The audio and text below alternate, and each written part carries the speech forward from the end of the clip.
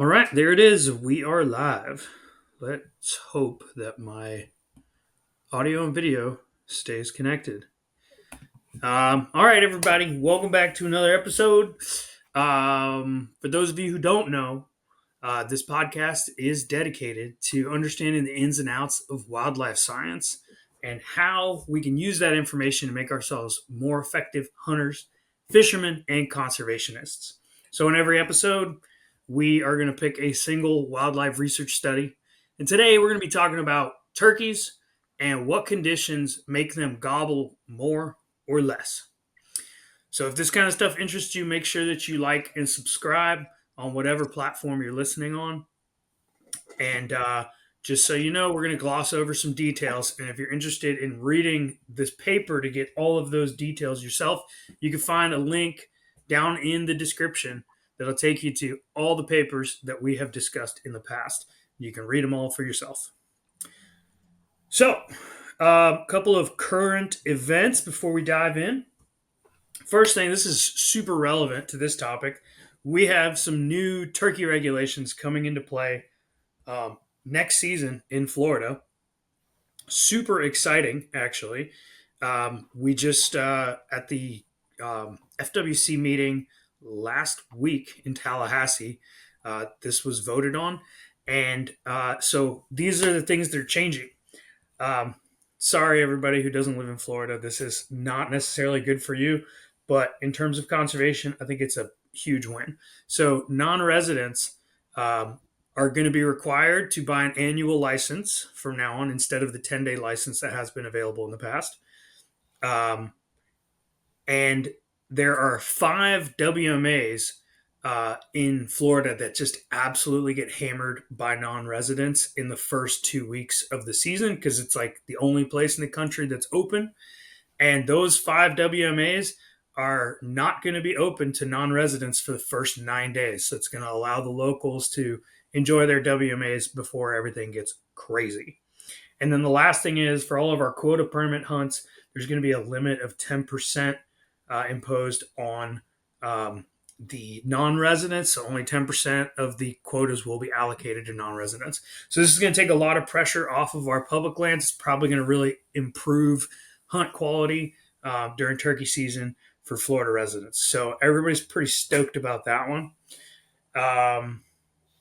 Another really important one, another conservation thing, FWC has set a date for a virtual public comment session on the potential Florida bear hunt.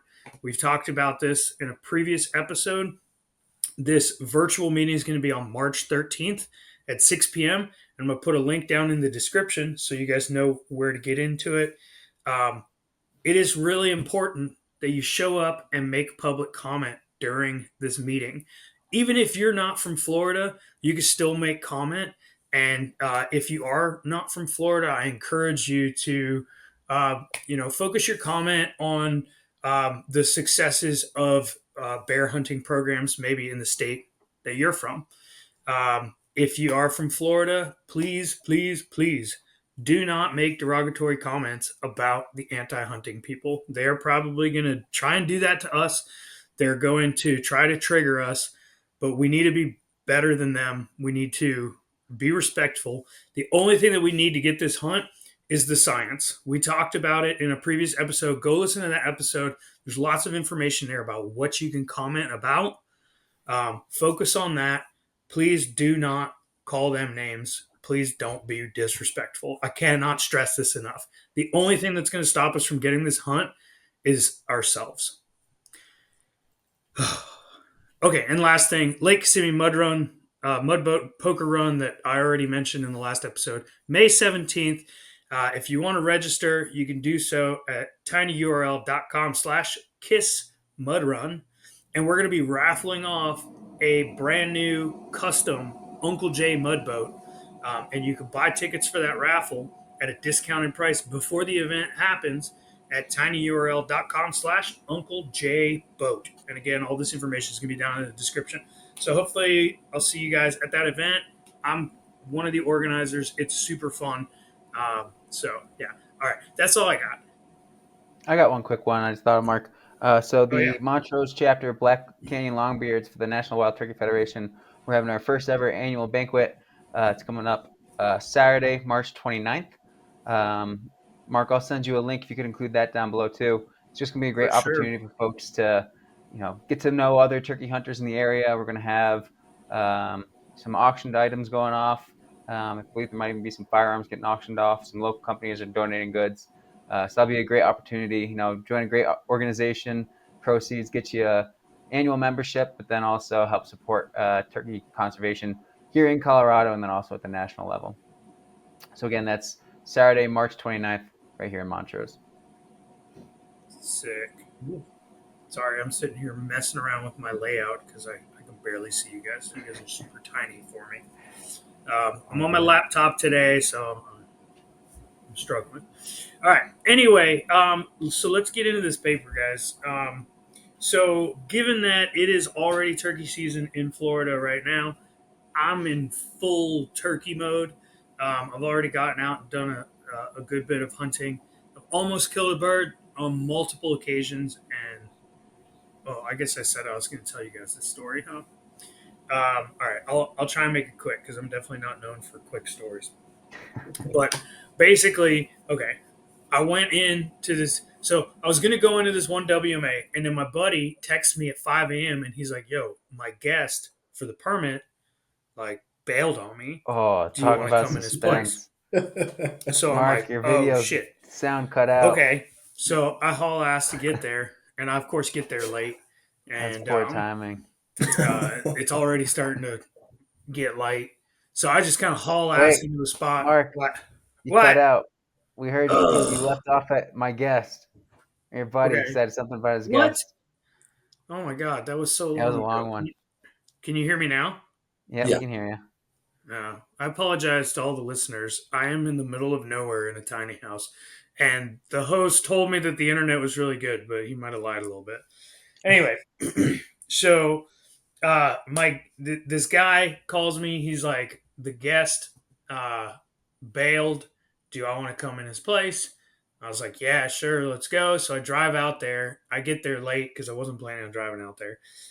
It's already getting light. I just rode my bike out into like the middle of nowhere. Well, not the middle. I knew kind of where I was going. I'd heard some gobbles out there before and didn't hear anything. And then I just start sneaking around, calling, and I run into some dude who's being a total douche. And like was like, "Oh, I'm hunting here. You can't go that way," even though he was sitting on a trail that was like 6 miles long, and he was like 200 yards in. So I was like, "Whatever." I start walking the other direction, just like trying to find whatever. I'd never been there before, and almost immediately I turn a corner, and there's a freaking gobbler standing right there at like 40 yards, and he's like, the gobbler kind of saw something, but he wasn't sure what he saw, and he just kind of turned around nervously and walked away. So I give him some time to go down this fire break, and I was like, I'll go catch up with him later. So I wait a little bit. I go try and catch up with him again, and then I see a turkey, and I'm like, that's him. I'm gonna call him in. So I get tucked into the bushes. I call, and a turkey comes in, but it's a hen. She came in at like 5 yards. So then I'm like, I don't know if I actually saw a gobbler now. Like, was that a gobbler or was that a hen? I have no idea. So I just start bumbling around the woods again. I finally like give up and I'm like, whatever, I'm going back to the truck. And then like right before I get to the truck, I like turn a corner and there's four turkeys like 1,000 yards away down this fire break. And I get my binos up and there's two gobblers. So I start sneaking through the woods trying to get close. And I get to like 300 yards and I can't get any closer. So I just call as loud as I could. It was windy as shit. I call as loud as I could and they just couldn't even hear me. So then I was like, I know what I'll do. I'll gobble at them. So I bust out my gobble tube. That got their attention. They were like, "What the hell was that?" So I waited for a second. And I was like, "I'll just gobble again." They're probably wondering if they heard that right. I gobble again. They did not like that at all. They They just like they were like, nope, and they just turned and ran into the woods. Like, shit. So now they're like out of sight. So I'm like, fuck it, I can run down this fire break. So I start running down there. I get right to where they were, and I tuck into a bush. And I figured that they would just come back out after a little while because they didn't see anything, like. So I'm sitting there for like 20 minutes. Finally, I'm like, let me take a look and see if they're back out there. And I crawl over. Sure enough, they're like 400 yards further down, walking the other way, but they're just like chilling, but like walking. So I try and get like caught up to them again, try and get in front of them, and then I got busted. I got busted at like probably 50 yards. If I had realized that they were where they were, I could have shot one from where I was, but it is what it is. It was super fun though. I got a bunch of videos, so there's probably gonna be an episode on Mark Goes Outside. But anyway, that's my turkey hunting experience so far. That's fun. Needless to say, I'm super pumped about turkey season right now. So I'm excited to talk turkeys. Yeah. Well, That let's get sounds into like a this lot of fun. paper. Maybe next week All you'll right, have a story where you pull the trigger. actually kill one. Yeah, that'd be great. Cody, you'll have Probably a not. story too. Yeah, I that haven't would been out be yet. that would honestly be even cooler. Yeah. But Yeah. yeah, next week it's possible. It's not likely, but the weekend after that, there's a quota permit then, so there's a good chance I'm going to knock one down. A much better Nice. chance anyway. All right, so this paper dovetails right into this topic. So um, this paper is called "The Influence of Weather on Gobbling Activity of Male Turkeys," and it is exactly what it sounds like. This is a paper by Whiteman and a whole bunch of people, and these are students and colleagues of the somewhat famous Mike Chamberlain. He's known as the Turkey Doctor. He's done so much awesome research, and this is a really new paper. It was published in 2022. And so just a quick little bit of background, like why should we care about this? So for those of you who maybe don't hunt turkeys or don't know much about turkeys, male turkeys use gobbles during courtship um, to like let females know where they are, so that if a female is ready to breed, they can come over and be bred. Um, and so hunting turkeys can be done in a lot of different ways, but probably the most popular way to do it is by calling to the gobblers and imitating a hen.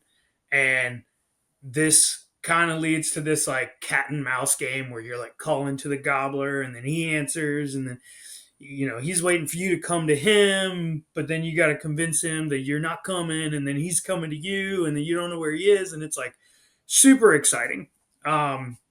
So uh, I forgot where I was going with that thought process. Oh yeah, so a huge part of this cat and mouse game is the gobbling. Like if they don't gobble, it makes it really difficult to sort of figure out where they are and figure out like what your next move is in that chess match. And so because of that, um, hunter satisfaction in turkey hunting is like super closely tied to the amount of gobbles that people hear. Like if people are hearing a lot of gobbles, then it was a good hunt, even if they don't kill something. So that's kind of the reason why these researchers wanted to answer this question, because it'd be really nice to know if there's like specific weather conditions that you can try to focus your efforts on so that you can go out on days when gobble activity is at its highest. That's the background. I'm going to let Matt talk for a little while because I've been talking a lot. Yeah. Well, and also just build on that, just to say, like, there's a lot of things that can influence um, how much a turkey's going to gobble. So like this study was looking at weather, but other things have looked at, like human presence, and basically it all boils down to like what's the risk versus the reward for the turkeys, right? Is it something where, like Mark was saying, they're doing this to attract the hens, they're gobbling to attract the hens, and so they want to make sure that if they're going to be taking the energy and gobbling, that's going to have one, it's not going to put them at risk of things like predation, but it's also going to be rewarding, where there's hens in the area, they're going to hear it, and they'll be able to breed. Just a So fun fact real quick, yeah, like this Mike Chamberlain guy, he had another study that he did. I heard him on a podcast one time, and he was talking about like in a certain area at least one of the like main um, predators of male turkeys aside from hunters is the great horned owl, and they will Really? literally. This is like the coolest thing ever. So like you know how like a turkey will respond to like an owl hoot, right? Mm-hmm. And so he talked about the pitch or like the key of the hoot and the gobble are the same, and the turkey like can't tell the difference. So when they hear that hoot, they think it's a gobble, so they gobble at it, and so the owls will use that to locate where the turkey is in the tree, and then I'm not even kidding, they will come in and ninja kick the turkey in the face and just grab a hold of its head and neck and take it to the ground out of the tree and then rip its head off. Oh my God. I believe Yeah. it. I would not have Yeah. guessed. That's That's like the pretty much. craziest thing ever. And he was also saying like a lot of times they like barely eat them. They like kind of eat a little bit of the breast and then just leave it. Like they just it's he was saying They it's don't eat almost like all of they it. hate them. They just like hate the turkeys. They just want to kill them. Anyway, I just thought that was a fun fact since you were talking about like predators locating them and stuff. Yeah, Kind of that's crazy. cool. Yeah. I learned a new term for their mating style. How the males kind of disperse and the females go between. Did you guys see that? Like exploded lecking? Yeah, It was new to me. I had to look that Exploded up. what? I don't think lecking. Uh, lecking. So that's out here, leks are probably most well known with the sage grouse, um, okay. where yeah, it's like I kind of think of it as like when you see like bass nests, where Yeah, there's like the courtship groups, but then there's they can be a whole bunch of them right in a small area, and so leks are I think are usually like that, where there's like individuals like set up camp in this one spot, but then there's like a whole bunch of like spots, like little nests that get set up. yeah. So I guess But there's the exploded classic part, yeah. and exploded. Classic, the males are within like visual distance, Uh-huh. and exploded, they're within sound, like they Okay, can hear each other. yeah, Interesting. Um, but I yeah, didn't it even was guess an that. interesting term. that's Do cool. you think there's like a human equivalent of exploded lecking? Maybe in the villages in. But like you know what I mean? It's uh like I feel like the equivalent of like how deer breed in humans is like some fucking dude on steroids that wants to go to the bar and like fight everybody and thinks that that's like how he's gonna get chicks, you know? Like I wonder if there's a strategy in humans that like resembles how turkeys do it. I don't Because know. it's it's a lot of it's vocal, right? So I mean, it's Maybe got me like thinking of like I just karaoke. heard about a thing like karaoke. I heard about a thing called a diddling competition. It's like something that goes on in Europe. I don't know if it's Okay, still like I around, lived in but Europe and I have never heard of this, but please so tell is me. the videos from like the '70s. So I don't know if it's still a thing, but yeah. So it's just got me thinking about Are you that. gonna explain it? Yeah, it sounds So dirty. Yeah. it's like a vocal thing. So it's they I can't diddle obviously. Well, I can't with Are the you talking vocal about diddling. yodeling? No, it's no. You'll have to look it up. I just saw a video on this. One of the random things that came across my. Diddling. Um, Okay, I'm gonna have to look it it's up. kind of like The like scat. 1974 World Diddling Oh, Championship. you found it? First thing that comes up on Dude, YouTube. show it. Share your screen. Show it.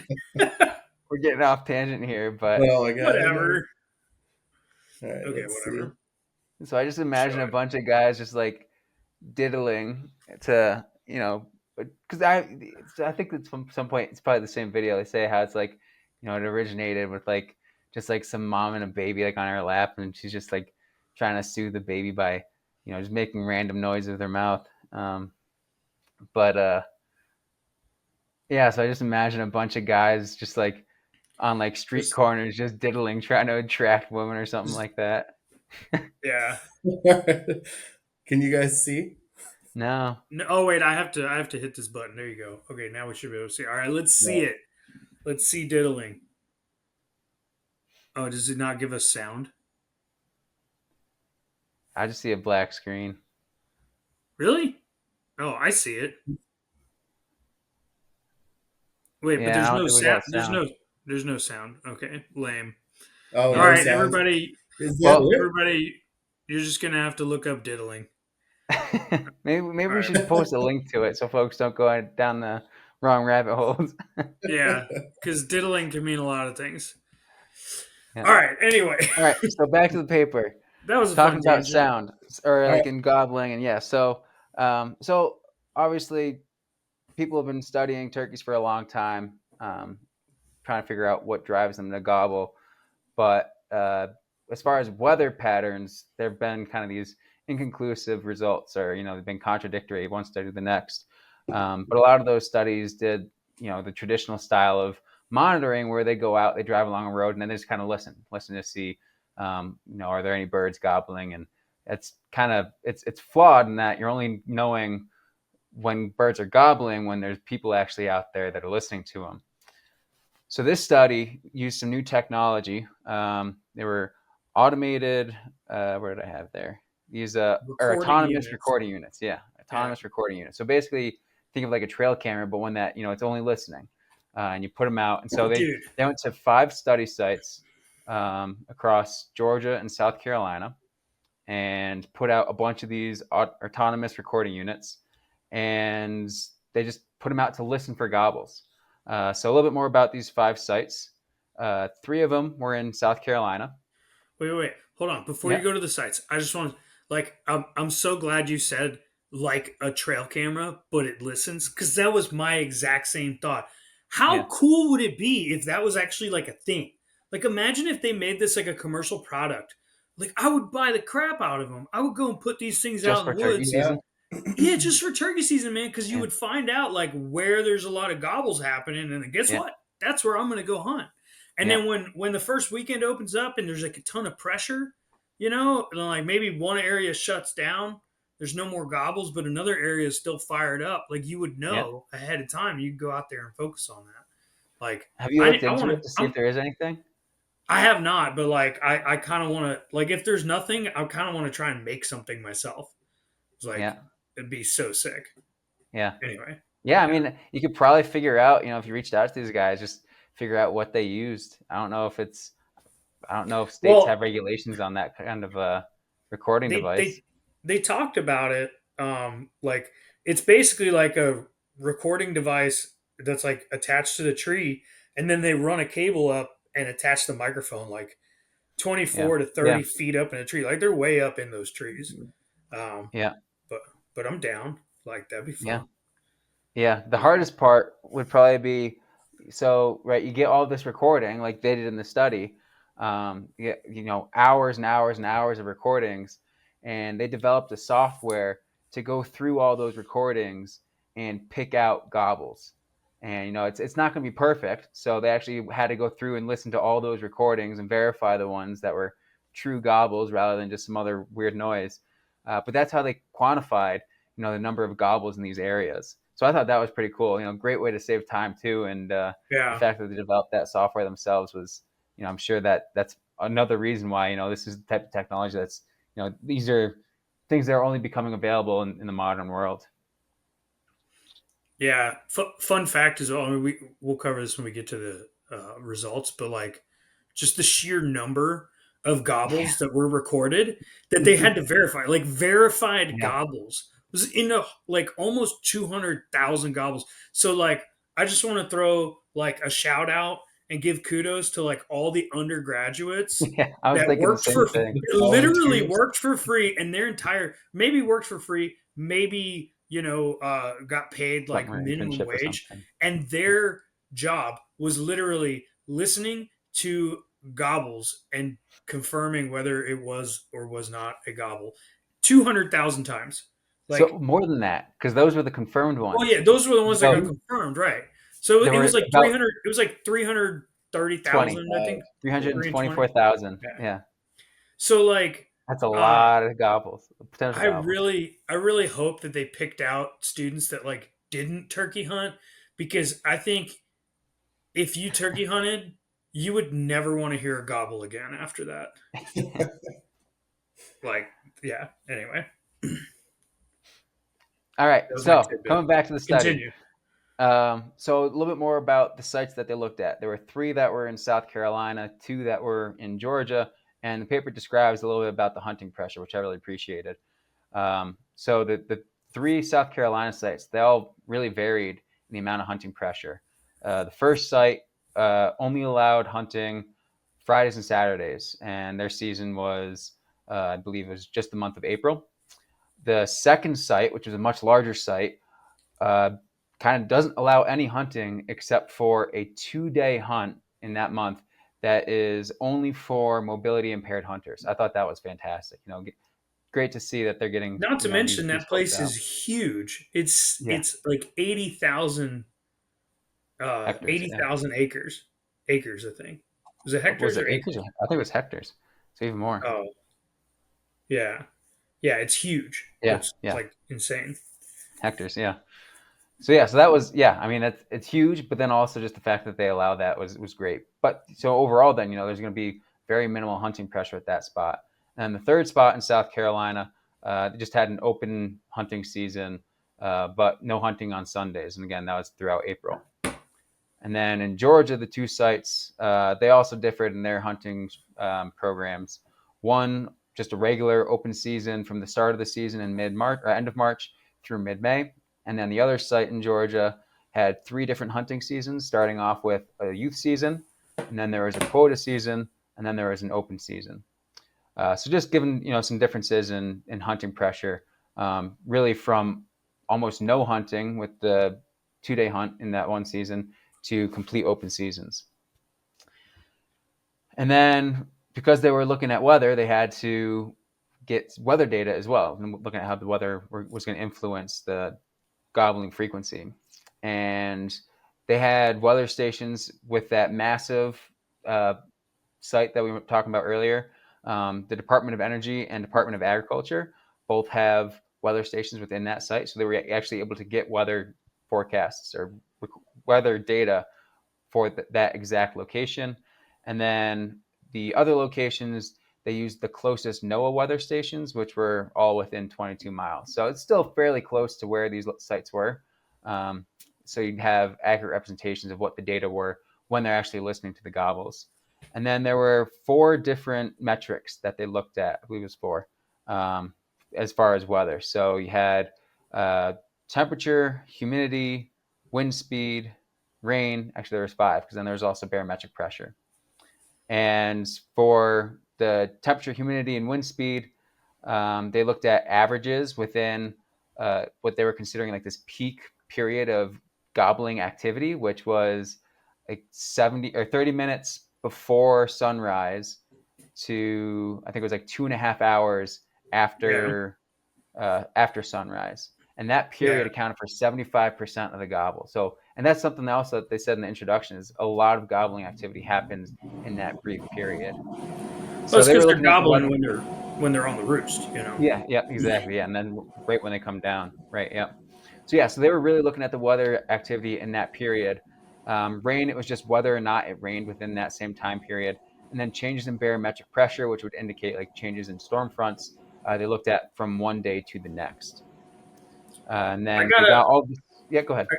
I gotta say, like, one thing that kind of irritated me about this design was the fact that they only looked at the weather variables during the time that they were listening for gobbles, and they didn't consider that there might be lag effects.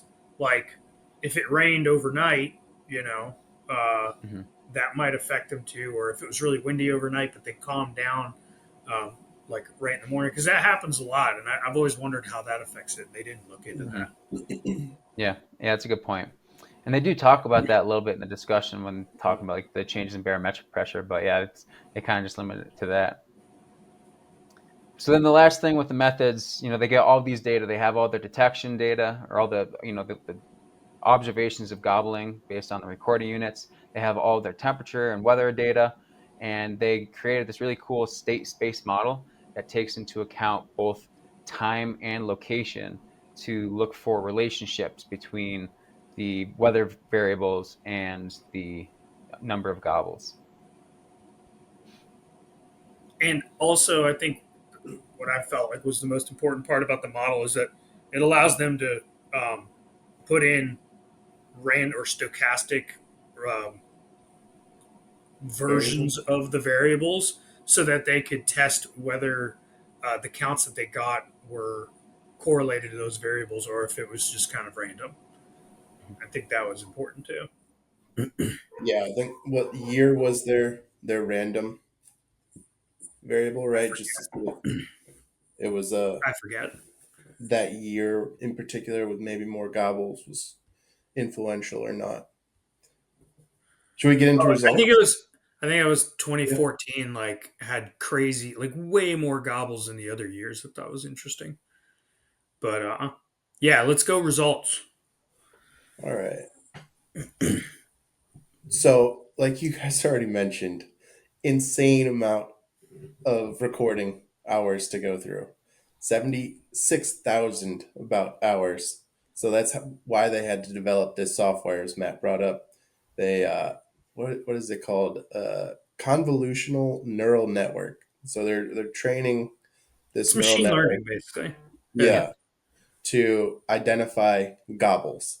And that's where these bright-eyed, bushy-tailed uh, undergrad volunteers or minimal wage uh, undergrads come in and Excited. they're listening to so many hours so of recorded audio from these stations.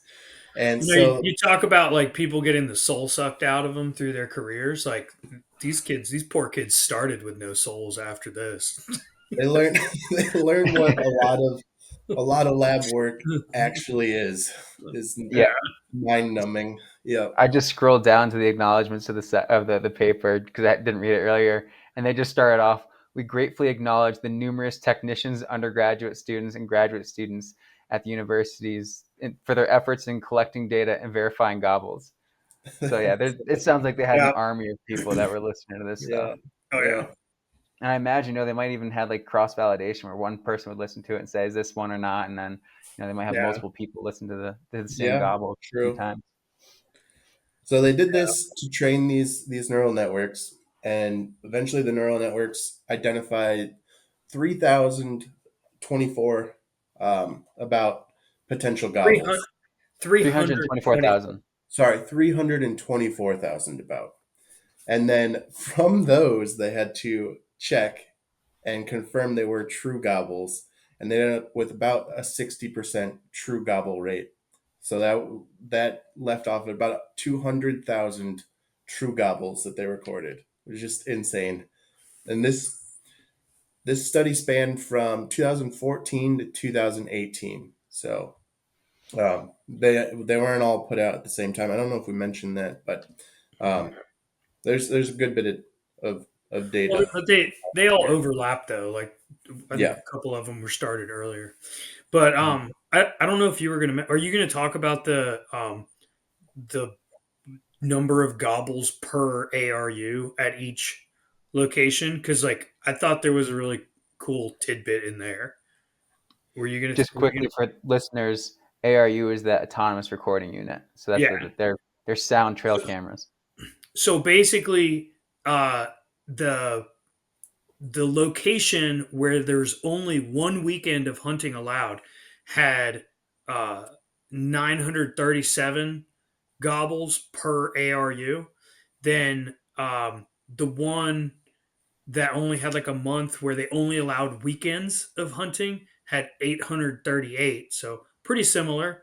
But then the one where it was just open to hunting 6 days a week had like less than half of that. So I think it just goes to show like how much hunting pressure really Mhm. affects gobbling, and I don't know if that speaks to the population or if that speaks to like the turkeys just being more paranoid and not gobbling as much. But Mhm. it's just something to think about when it comes to like management. That maybe limiting people to like less days a week is a good idea, and we see Yeah, that a lot in Florida. I So mean, hunting is a form of predation, and there's studies that show when you have more predators in the landscape, they gobble less. Like that was some of the yeah, ones I was flipping through to potentially yeah. propose. So it makes sense. Well, and Um, also they did mention that in most areas that you can hunt, hunter like hunter take of male gobblers is like the number one um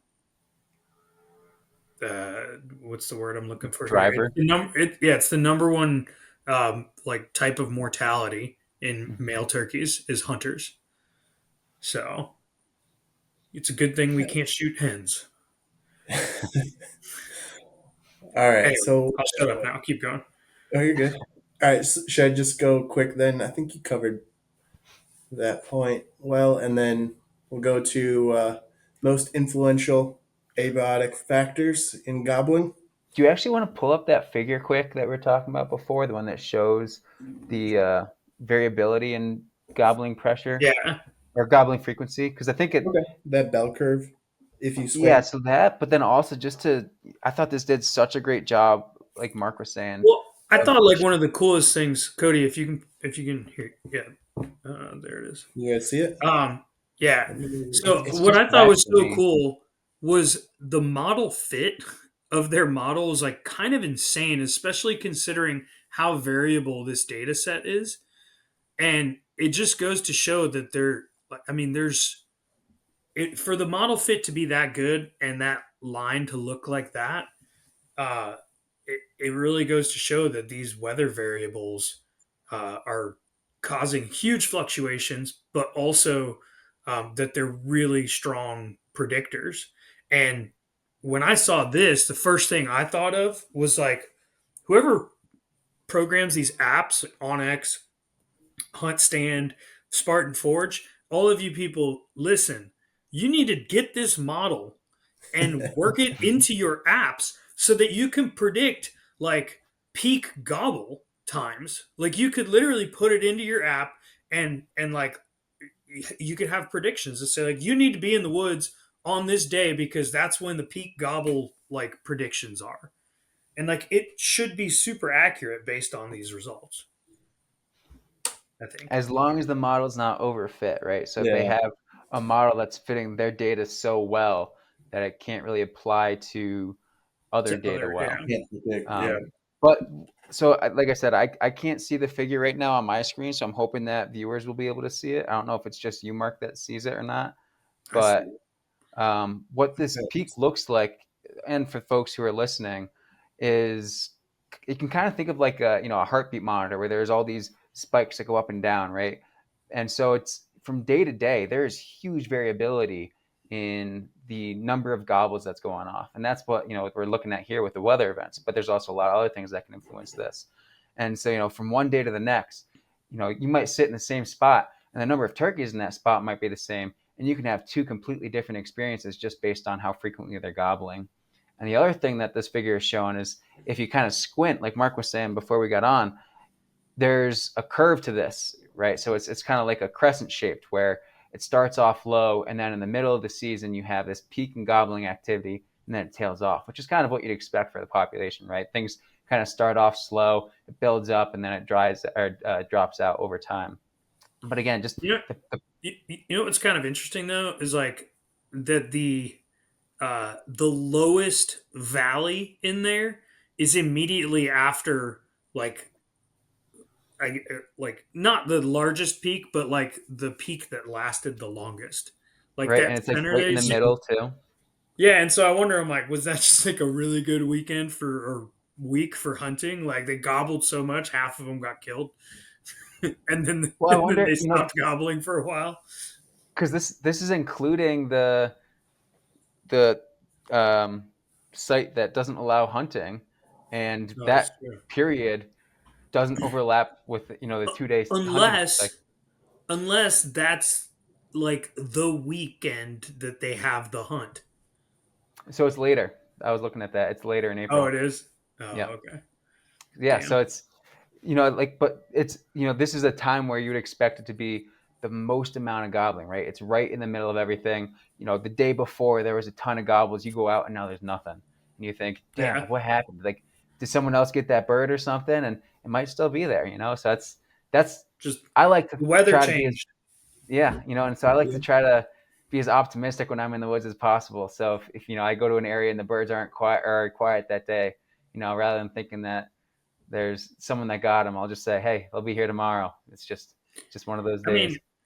I'm so guilty of doing that though. Like I can get really down, like uh, I can get really pessimistic really quickly when I'm in Hmm. the turkey woods. If I'm not hearing gobbles, I'm like, all the turkeys are gone. There's no turkeys here. Like, get Yeah, out of there. But like yeah, it's yesterday, I learned a lot of lessons because like I was running into turkeys all over the place, gobblers. I didn't hear a single gobble, so yeah, Mhm. they just weren't doing it. So, yeah. so yeah. Anyway, All right, back to results. Now that we know that there's a lot of variability, Cody, tell us what's driving that. All right. Number one driver, rain. What they found, I guess, let me go back to sharing. They found is when it rains, they don't gobble. There's a negative correlation there. it Let me decreased bring it it. by half. Yeah, It's Yeah, like like almost 60%. Where is barometric pressure, temperature? Oh, they must not. yeah. I don't know if they I did don't have think. a figure for rain Oh, itself, okay. but Right, because that's binomial. I think, yeah, yes or no. Rain or not. Um, Next most influential was change in barometric pressure. You can see that here. And again, they measured that from change from the morning before to the morning of the recording. So as we get significant increases, so better weather from the day before to current, we expect increase in gobbles. So Um, it's kind of interesting because um, like they talk about the warmer weather being a thing up north, but this barometric pressure thing kind of indicates that, like, for instance, after like a cold front passes through and the weather starts to warm up again, that's when you would get that barometric pressure increase. yeah, So it's like, well, which is it? Is it the colder temperatures? But I guess also, like, a cold front moves through and then it gets cold and then that front moves off and the pressure increases. And then as the front comes back again, it starts decreasing until it passes again. So I guess as long as the front's moving away from whatever area you're in, you're going to get that increasing pressure. Yeah, and I think they were looking at changes in pressure that might also not be associated with like a major storm or something that's going to have a huge driver in, say, like rain events or hmm um, probably still going to affect wind to some extent, but and temperature. But it's something where it might actually just be a response to changes in pressure rather than like the other variables. But you're right, they definitely are all related. It's you have these changes in pressure, especially when there's storm fronts that go through. yeah. A lot of these definitely seem like they're correlated, and they mention in the methods they did Pearson correlation and took out the ones that were what over zero point 0.6 or something. So hopefully Yeah, getting we're rid of strongly a lot of related. that. And then third most influential was temperature, like you guys alluded to already.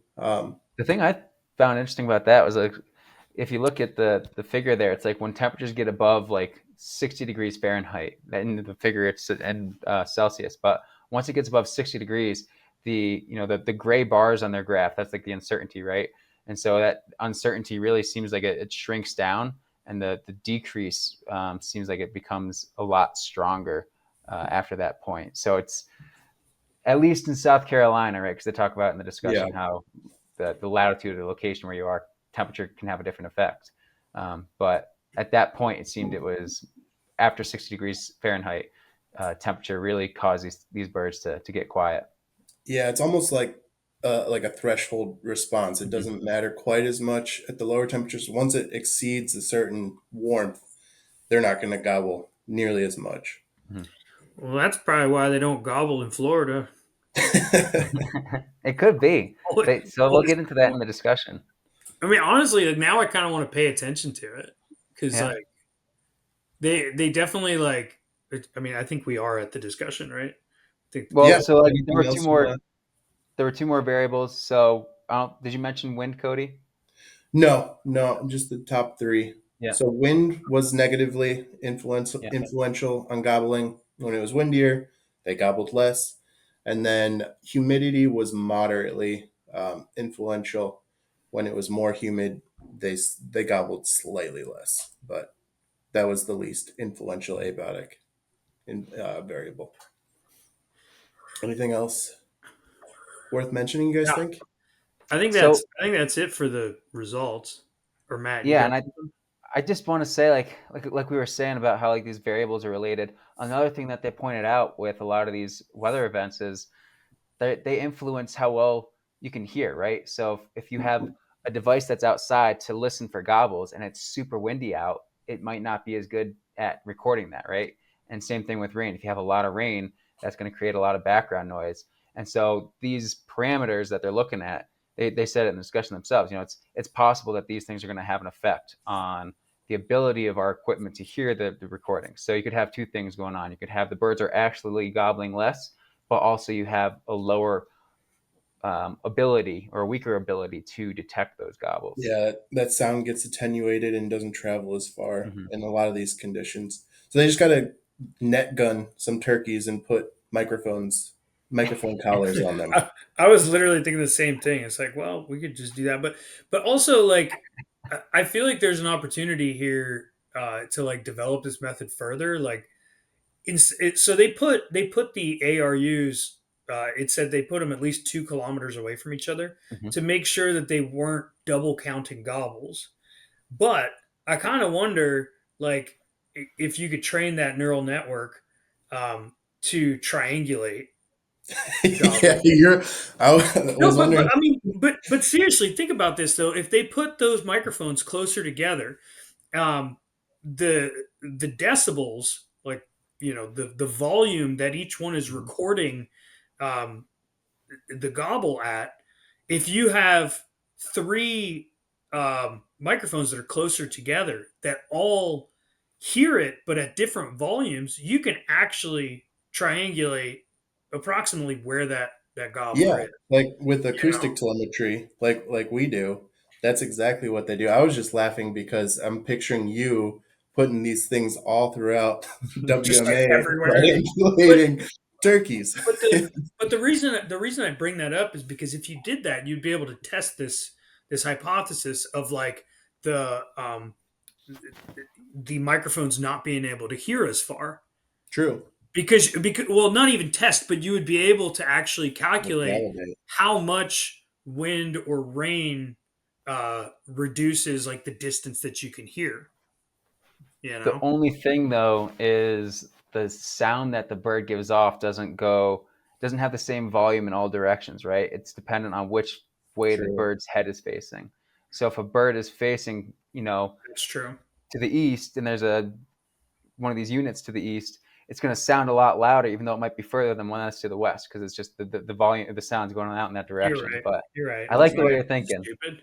My idea is But stupid. that just reminds me. The only reason I thought of that is because of my experience turkey hunting, where there's a bird in the tree, and I'm like, okay, I have a good idea. That bird's right over there. I can hear it gobbling, and then all of a sudden it got super quiet. And the buddy I was with, he's been hunting a lot longer than I have. He's like, oh, don't worry about it. Just turn its head. And it's like, oh yeah, it makes sense. Yeah. The next gobble is I, just as loud as the I would first one. I would think like if I did that and it got quiet, my thought would be like, oh shit, he can see us. Like because like I mean they always sound further away to me than they actually are. Like if Mm-hmm. I'm like, oh, that thing's 300 yards away, it's 150 yards. Like the number of times that I've like heard a gobble and I'm like scouting and I'm like, ooh, I'm gonna go sneak in and figure out where he's roosted. And then I sneak in and I'm waiting, and then suddenly, pow! Like you hear another gobble, and he's like, "Oh shit!" He's like 60 yards away from me, and then you're like crawling into the bushes, like, "Don't fucking move!" Um, God, I love that. When you hear one of those gobbles like so close to you that you can like hear every like movement of like that throat, oh my god, that shit just like gets me so fired up. Are you hearing gobbles in your sleep yet? Dude, I'm hearing gobbles in my like all the time. I was doing bird surveys today for work and I swear I kept hearing gobbles. Like Yep. I'm sitting out in like the wide open field. There's like I can see for miles. There ain't no turkeys anywhere near me, but I was like, there's a turkey somewhere here. I know it. Yeah. Yeah. I've Phantom been laying gobbles. in bed and I was like, where the hell is that turkey? And like, Yeah. and it's just, it'll get you. Um but anyway, so one of the things they oh wait, I wanted to run with that the thought process I had earlier about the Florida turkeys like not gobbling Yeah. anymore. So Yeah. so I'm kind of curious now, like uh people always talk about Florida, the Osceola turkeys, like only gobbling on the roost, and then when they get on the ground, they stop gobbling. And I've heard theories be that like there's a lot of predators here, and Mhm. so they don't, the risk reward is not it's not worth it for them. But now I'm kind of wondering if it actually has maybe something to do with the temperature just getting higher because like the temperature gets above that 60-degree threshold pretty quickly. Yeah, it does. It's, I mean, you get, early morning, you might get just below that 60 or, right at it, but pretty much within the first 30 minutes of the sun being up, that temperature's already going up. So now I'm going to like pay attention to temperature, see if I can find So some sort of they they relationship. do say in their discussion, so just kind of building a little bit more on like what would be driving these effects of temperature, right? Because um, basically it all has to do with the birds overheating is what they're saying with the temperature. Where, Well, but like you also said, they were saying that for like other birds, like studies for other types of birds, not necessarily turkeys. They were well, I think suggesting it's in general, right? But basic biology, like if these birds are in a hot environment that they're not adapted to, and then they're gobbling a bunch, the gobbling takes energy. I do think you're also right that the predators have an effect, and that might actually be more of it because in the discussion they do say that there's no effect between temperature, no relationship between temperature and gobbling activity from other studies in Florida or southern areas, that. southern Yeah, latitudes. So my guess is, and I mean, you there's know, not a whole lot further south than South Carolina, so like it's pretty much it's Georgia or Florida that they're talking about. yeah, right. And so I think that's the turkeys in Florida are adapted to the warm weather, right? When I was down there, what was this, month ago, we hit upper 80s by middle of the day. So these birds, they're used to warm temperature. So that's why I don't think there's really much of a that same relationship, that negative relationship. When it gets warmer, there's less turkey gobbling for those southern states. I think you're probably spot on. You got panthers and all sorts of other things out there that these birds have to be aware of, and so they get off the roost and they're quiet. I saw a panther yesterday. That's pretty Did you cool. really? Yeah, That's like literally, I was standing next to the truck and it crossed the road like 200 yards down the road from me. So cool.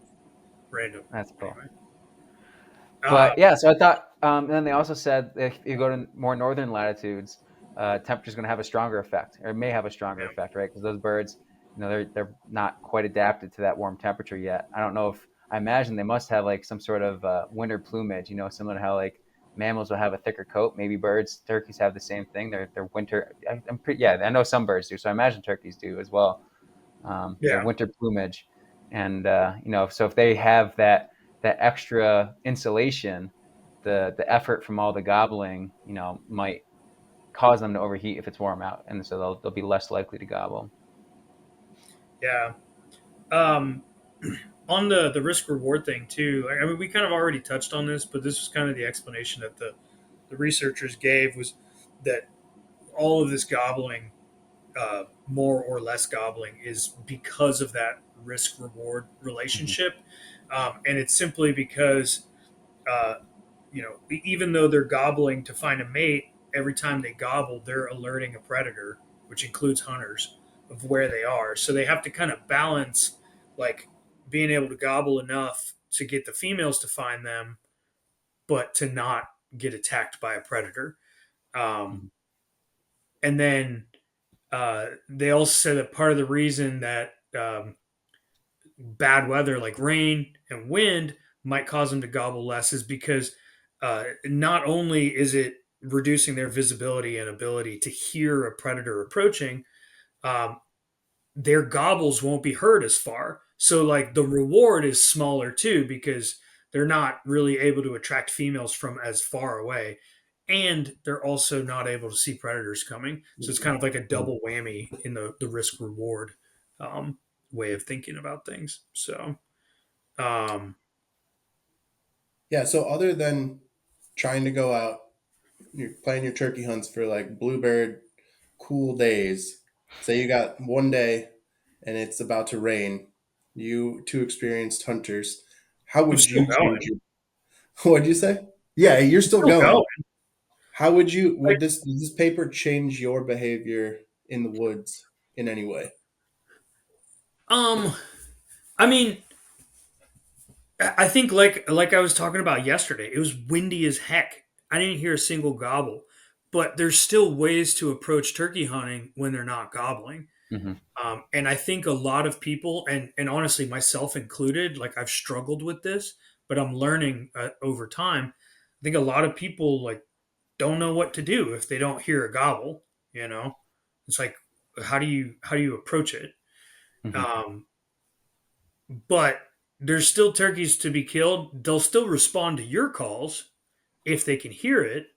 They just won't call back. And so, you just have to be prepared for them to come in silent. I think you have to find tracks, like fresh tracks in an area that you know they're at, sit down and just do some light calling and wait. And it's definitely a lot less like run and gun when they're not gobbling, but Mhm. there's definitely an approach that you can take. Yeah, I think for me, I would just try to think about how the weather might be influencing what I'm hearing. And so, if it's a day where I'm expecting to be hearing birds and I'm not hearing anything, I might be more likely to, try a different spot in the area and see if I can hear something, more likely to walk around. But like Mark was saying, any day of the season, you can have birds come in silently. So if it's something where I'm not hearing birds and it's a day where, maybe it's a little bit more crummy weather, I'll probably sit in that spot a little bit longer, be a little bit more aware of what's going on around me and try to listen for a bird that's coming in quiet. Yeah, and I think another thing to keep in mind is that like the reason gobbling like gets people so excited and it gives you confidence that there's a bird around, right? Like you know that there's a gobbler because you heard him gobble. But there's other ways to tell that turkeys are around. So I think when you know you're going to be out there in shitty weather, like pay attention to the sign they do leave behind, which is those tracks. Like see if you can find areas where there's like sandy substrate where you can easily identify tracks. If you can find some fresh ones, like that's going to be the ticket. Um, Also, one thing that is nice is like when it is raining and shitty, like there's probably going to be a lot less people in the woods too. So you kind of have Yep. the place to yourself. Like the bird I killed last year in Minnesota, like it was shitty weather, man. We had that place to ourselves, and we killed that thing like 500 yards from the parking lot. So yeah, Cool. Yeah, I'm excited you to get know, out. yeah, we need to get out. Maybe on Saturday we can go out and check out your spot. I got a Um, I got a field trip with the little kiddos. Ah, Maybe oh my Sunday. god, those I know. kids are they're ruining our lives, man. The Um, last one.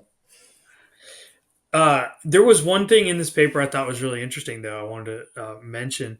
They were in the discussion. They talked about how like other studies showed that individual gobbling frequency of like an individual turkey increases later in the season. Like it's correlated to the number of females that are already in reproduction. Like they've already been bred. They're sitting on a nest. And I've heard people talk about this. So, like at the end of the season, gobblers are starting to get desperate to find females, and so they'll gobble a lot more, and they're a lot more responsive. But it seems like there's less gobbling because there's less gobblers left. Because like mhm. the gobblers are getting picked off throughout the season, so And that has a greater effect on the number of gobbles than the individual increases.